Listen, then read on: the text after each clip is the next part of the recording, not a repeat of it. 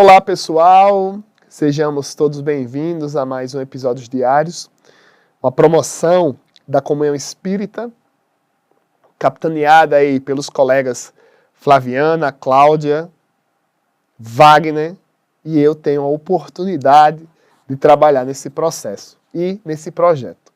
Estamos no livro Pão Nosso, de uma maneira sequenciada, no capítulo 46, intitulado Vós, Entretanto. Tem uma passagem de uma carta de Paulo aos Romanos, lá no capítulo 15, versículo 1, que diz o seguinte: Mas nós, que somos fortes, devemos suportar as fraquezas dos fracos e não agradar a nós mesmos. No final do capítulo passado, quando orardes, passamos um dever de casa, o que é a expressão, o que significa para você a expressão socializar-se. O que é? Digita aí. Socializar-se, pelo menos para mim, é sair um pouco do meu mito da caverna e desbravar novos mundos. Desbravar novos mundos não significa fazer uma viagem, não significa tirar férias, não significa conhecer outro país, outro idioma. Conhecer novos mundos é tentar me aproximar da realidade do próximo. É como se eu pudesse, em um momento, ter aqui uma conversa tete-a-tete com você que nos assiste. Viajar no mundo do outro significa compreender os seus processos. E compreender os seus processos diz respeito, conforme a advertência de Paulo, aqui na carta aos Romanos, uma advertência se você, porventura, tem um processo de amadurecimento social mais sólido do que o meu, não me julgar ou não me subjugar. Por exemplo, de novo Mário errou. Eu não consigo confiar em Mário. Eu não consigo acreditar em Mário. Nossa, como Mário é infantil. Não. A recomendação de Paulo é que se nós já estamos em um processo de amadurecimento um pouquinho maior, tentemos enxergar o outro não em uma perspectiva vertical, mas sim horizontal. E o que é que isso significa, por exemplo? Você que já tem um processo de experimentação social que te faz mais maduro, pode contribuir com o processo do amadurecimento do outro. Porque nada melhor do que nós falarmos sobre os nossos erros. Nada melhor do que nós vermos uma pessoa que atualmente comete um equívoco que nós cometíamos há alguns anos e nós podemos dizer com propriedade, não é bem por aí. E quando o outro nos questionar se nós estamos interpelando, como assim? Você está querendo me dar uma lição de vida? Você está querendo me dar um sermão? Lá vem o espírita com o sermão do monte. Nós podemos fazer a seguinte reflexão. Não, meu irmão, não, minha irmã. É que eu já cometi um equívoco muito semelhante ao seu. Eu só não cometi um igual porque nós somos diferentes. Nós dois somos únicos na criação divina. E eu vi que o meu caminho não deu certo. E eu demorei muito tempo para aprender.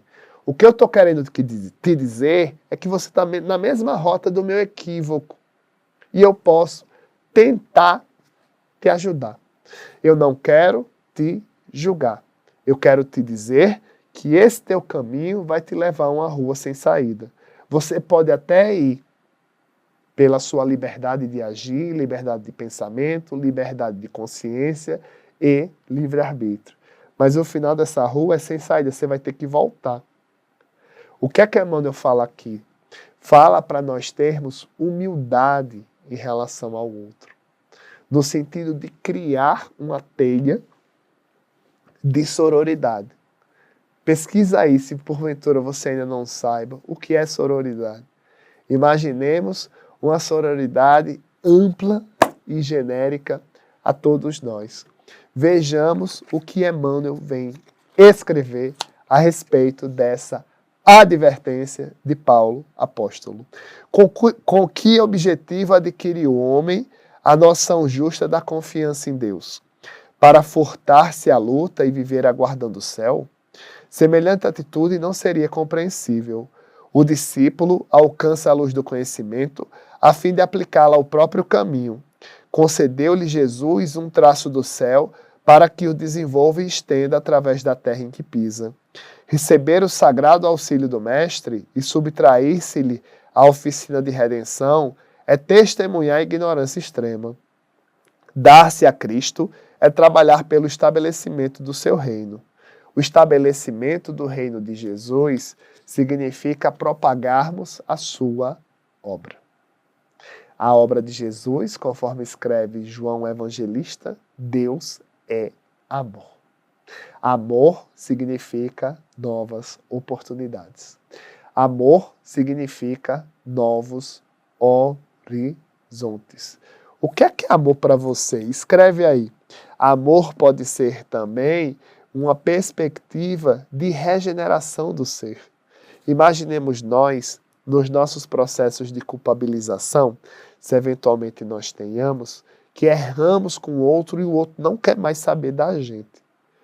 Imaginemos nós se o outro nos desse uma nova oportunidade. E se eu te disser que ele vai dar? Pode não ser nessa reencarnação, mas será na próxima.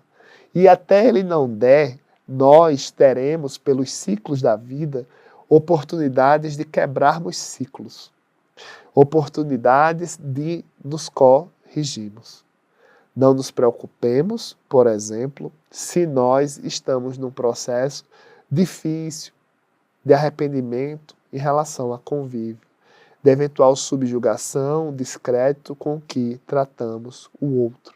Jesus nos adverte no capítulo 14, versículo 1 do Evangelho de João: não se turbe o vosso coração.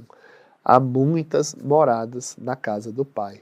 Ali ele vem nos falar sobre a sua paz, por exemplo. E Emmanuel vem seguindo aqui nos ensinando.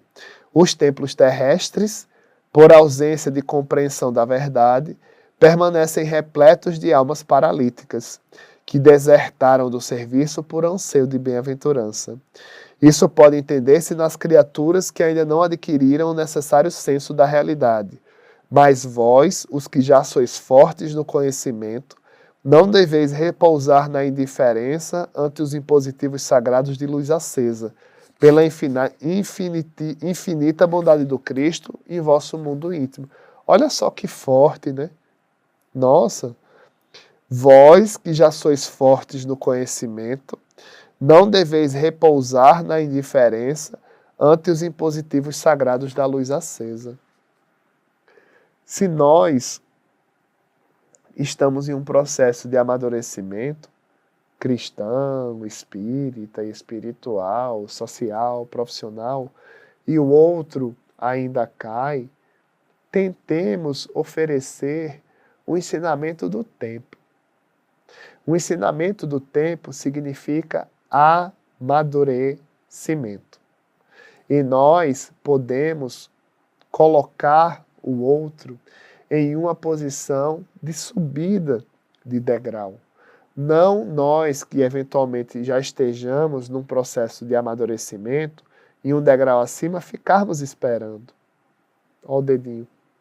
Devemos descer o nosso degrau. Jesus nos ensina, inclusive, não se coloca a candeia embaixo do alqueire. É linda essa passagem. O que é que ela quer dizer? Alqueire era um cesto de fruta, que se guardava fruta na época. Candeia é como se fosse uma lamparina. Quando Jesus vem falar da propagação dos seus ensinamentos, ele vem dizer, não se coloca a candeia embaixo do alqueire. Por quê? Porque apaga. Quem está em um processo de queda, de erro, de aprendizado, merece, assim como você, assim como eu, o candeeiro que é a obra do Cristo, que nos ensina a respeito de um sentimento chamado solidariedade. Aí é o que Emmanuel arremata aqui. É imprescindível, tome cada um dos seus instrumentos de trabalho na tarefa que lhe cabe, agindo pela vitória do bem no círculo de pessoas e atividades que o cercam. Muitos espíritos doentes, nas falsas preocupações e na necessidade do mundo, poderão alegar ignorância. Vós, entretanto, não sois fracos nem pobres da misericórdia do Senhor. O que é que se quer dizer com isso? E aqui a gente já termina o capítulo. No nosso processo de socialização, tentemos ser autênticos quando a gente leva o Evangelho para alguém. O Evangelho significa uma perspectiva de conhecimento, não necessariamente teórico. Era isso que temos para falar no episódio de hoje. Para o próximo episódio, capítulo 47, o problema de agradar. Você convive com essa situação de querer agradar o outro? Não perca o nosso próprio episódio. É incrível. Até a próxima.